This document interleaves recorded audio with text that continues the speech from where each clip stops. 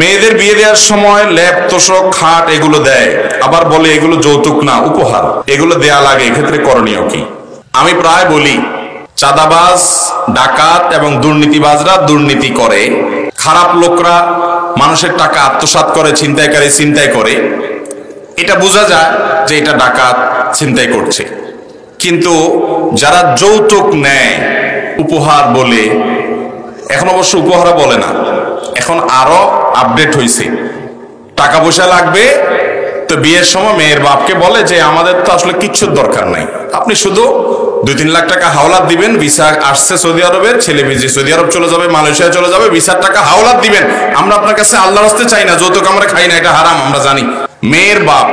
তার কাছ থেকে আপনি উপহারের নাম দিয়া, হাওলাতের নাম দিয়া বিভিন্ন রকমে যে সমস্ত খাট পালং ফ্রিজ কিনছেন এবং তার কাছ থেকে এগুলো আদায় করছেন, মোটরসাইকেল আদায় করছেন, টেলিভিশন আদায় করছেন, এগুলো সম্পূর্ণ হারাম এবং নাজায়েজ। এগুলো জায়েজ হওয়ার কোনো কারণ, একজন চোর চুরি করে, ডাকাত ডাকাতি করে, আপনি যা করেছেন এটা একই বিষয়, ওই দুটোর ভিতরে পার্থক্য করা কঠিন। আপনিও জুলুম করে সম্পদ আত্মসাৎ করে